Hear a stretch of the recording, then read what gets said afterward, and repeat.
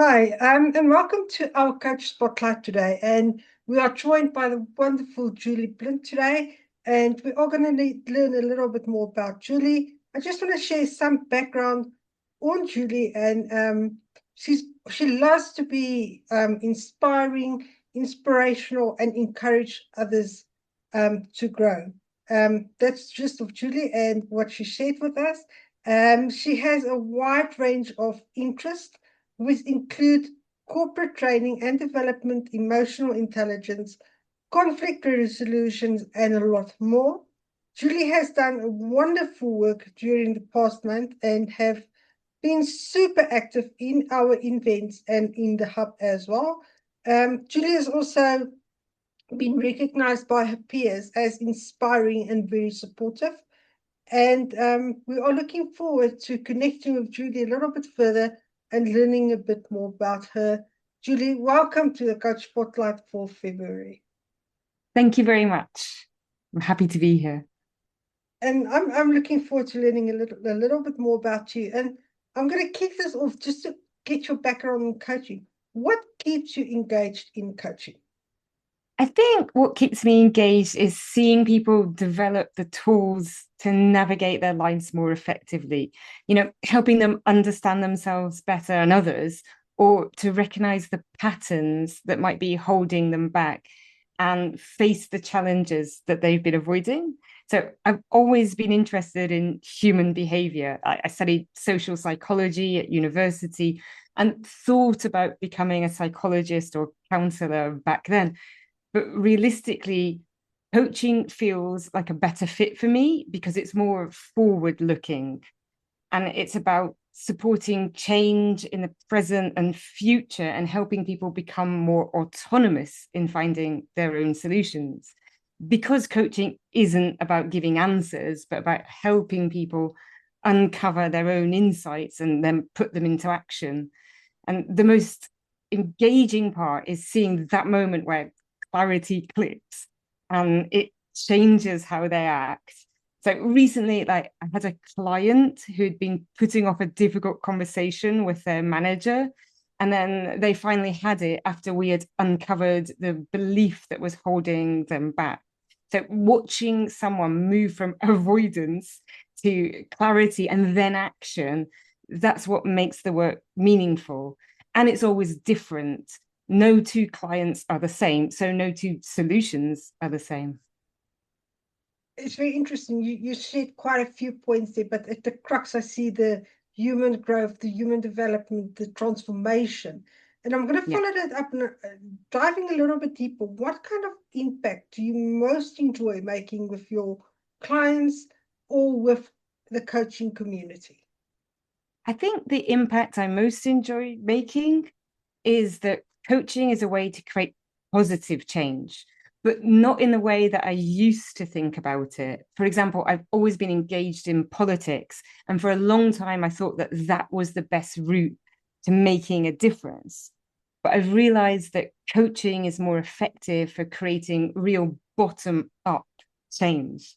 So when you help someone get clearer about their values, they start making different choices. Maybe they have more honest conversations at work, or they set better boundaries with family, or they approach challenges with curiosity instead of fear. And that influence spreads naturally. You see it like ripple out to the people around them. And that's also why it's important for me to inspire and encourage other coaches. And I love being part of communities like Coaching Minds because it's not just about supporting each other, or that matters a lot as well, but it's about being able to help one another go out and be part of that same bottom up change. So seeing coaches go and create real impact feels like another way to multiply the effect of coaching. And once again, you touched on values, you brought values in, you brought the collaboration, the support, and helping others grow, that difference that you're making. And that leads nicely onto what I want to ask you about values. Is there a principle or value or approach that really guides you to show up as a coach? I think autonomy is one of the biggest things for me, both my own and my clients. So I really don't like being told what to do. And I love that coaching isn't like that because it's always focused on what the client needs and not what I think that they should do.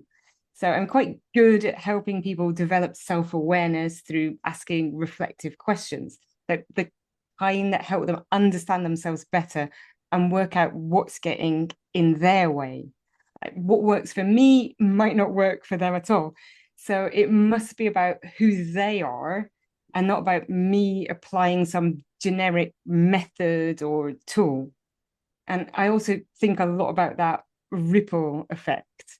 So every insight or change a client makes doesn't just affect them, it influences the people around them. So my approach is about creating clarity and confidence for the people sitting in front of me. But I'm always aware that the impact can spread much further than just our session. I like and you shared quite the principles that you are going on and that you bring into your coaching sessions and with other people. And I want to follow that up with really diving into what would you say to someone who is early in their coaching journey or is considering becoming a coach? I would say the first thing is boundaries because they're absolutely essential. I put off becoming a life coach for a long time because I didn't have strong boundaries and I tended to be like overly empathetic. And it took time, but finally I learned how to set them, and that made all the difference. Also, coaching isn't just about sitting back and asking open questions. You also need to know how to ask powerful and precise questions that lead to real breakthroughs and guide the client to the answers that they have within them. And then listen carefully and objectively without making assumptions is just as important. So I'm really careful with language because I know how easily we misinterpret each other.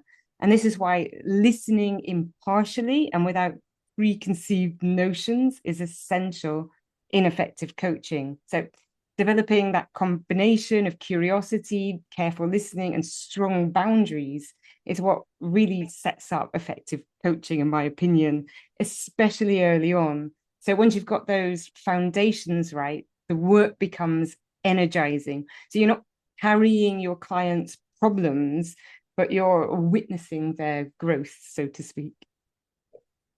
You ended that so beautifully as you are witnessing their growth and you're not focused on their problems. And what you shared with everyone, especially for new coaches or aspiring coaches, so much valid points that you brought forward. And I want to thank you for that little bit of guidance that you are giving to new coaches or aspiring coaches.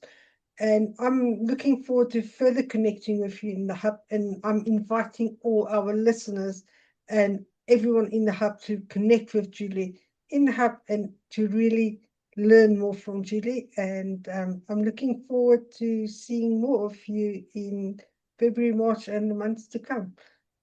I'm sure you will. Thank you very much, Julie. And I thank you.